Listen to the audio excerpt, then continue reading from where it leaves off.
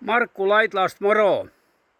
Nyt mä teen ulkon ruuaa. Mulla on tuossa toi grilli ja, ja siinä mä paistelen noi kanankontia ja tai kanapoksia, mikähän on ja ja teen kastikkeen myöskin, niin toi sienikastikkeen. No niin, tässä mulla on kaikki mitä mä siinä sit käytänkin ja noi kanat paistelen tuossa ja sit mulla on toi herkkusieni ja siitä mä teen kastikkeen. Että näillä sit mennään. No niin, nyt mä laitan tonne kana-osaa vaan tietenkin, kun näitä on näin paljon. Mä pistän lopussa sit pakkaseen ja syö sitten tulee semmonen olo. Ja nyt mä laitan ne tänne paistelen, että tässä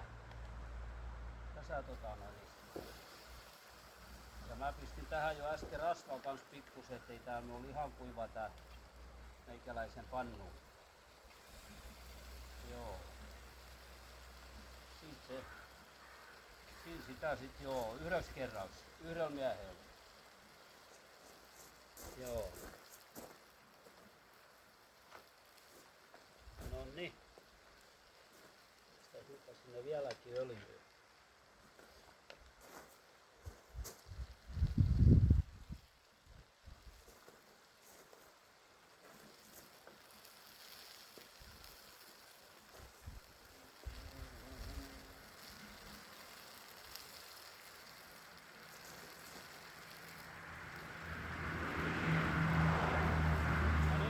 Mä teen nyt sit paistele ja sit mä teen näistä nää valmistelen tämän herkkusienikastikkeen.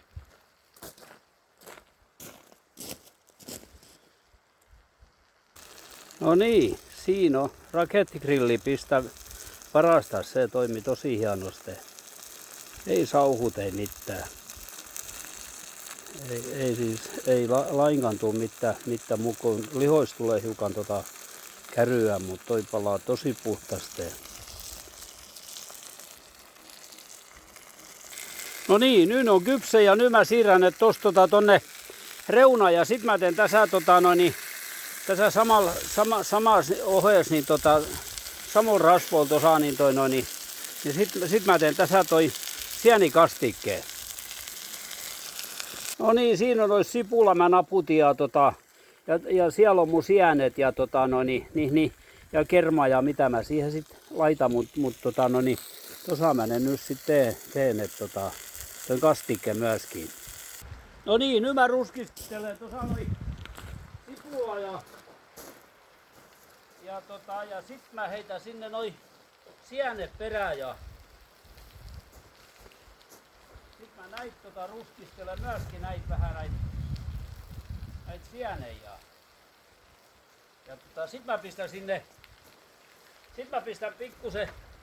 pikkusen suolaa ja sit mulla on tässä noi lihaliemen, niin sen mä pistän kans sinne yhden lihaliemen ja hiukan suolaa, mutta en paljonkaan.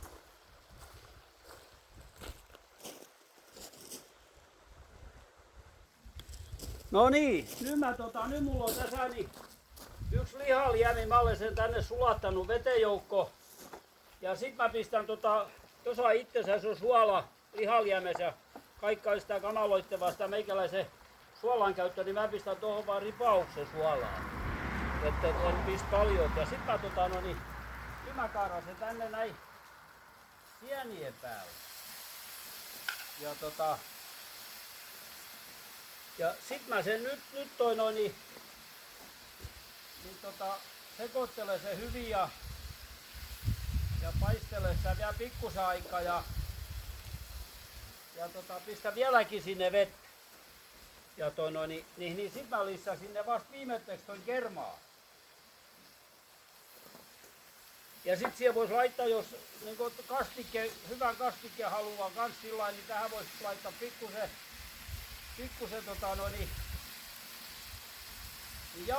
jauhoi tohon joukkoon. Ja sit sitä pikkuhiljaa paistellaan. Mä pistän nytkin, mulla on vähän turha lämmintää, niin mä pistän veron pois, niin ei se sit oo tai niin kuumalla tee sitä ruokaa.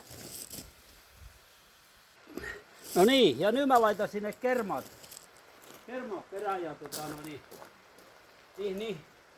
Sitten mä ajelen sitä kans taas niin kuin joskus sanotaankin, että ajetaan kassa, niin nytkin mä sitten sen että enkä varmaan pistä tähän mitään noit, kun mä meinasin, että mä laitan vehnäjauhoja tähän vähän, mutta ei tässä tää wokkipannu on reunoista niin matala, että en mä voi tässä se ihmeemmin mä teen se nyt tässä vaan näin kermangas sekoittelen ja kierittelen sen ja sit mä laitan tosta viimeiseksi tonne noi kanasen heitän tonne joukkoon, niin sitten saan kastikeen. Ja ei muuta kuin perunat hae ja rupee syömään.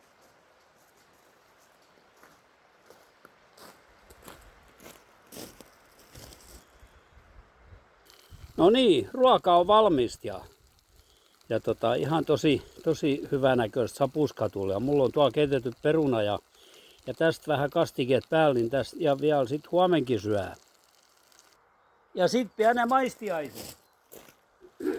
On kaikki tarpeeksi.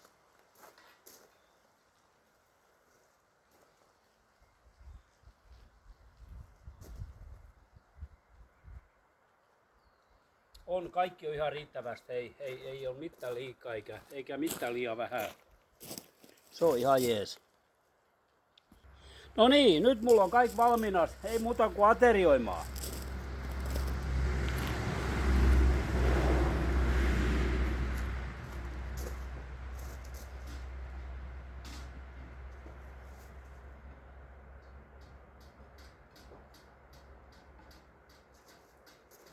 Kyllä on niin hyvä näköiset sapuskat nyt, ja näistä syö vielä ensi viikollakin ties kuin pitkälle, kun mulla on sitä ruokaa nyt niin perkulasta. No, kai ne siinä sit syödyksi tulee. Joo. Kyllä.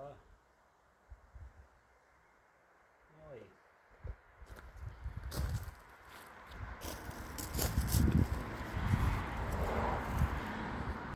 No niin, siinä on ateria. Ihan tosi hyvä näköinen ja hyvä makuinen, on ainakin kastike.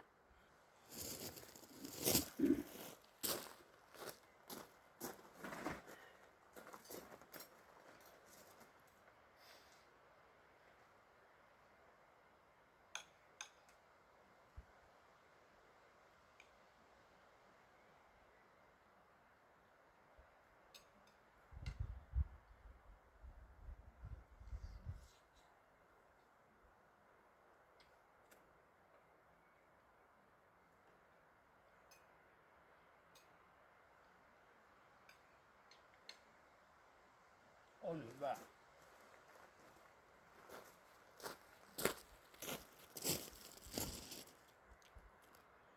Noniin, ei muuta kuin hyvää ensi viikkoa. Noniin, juu, moro.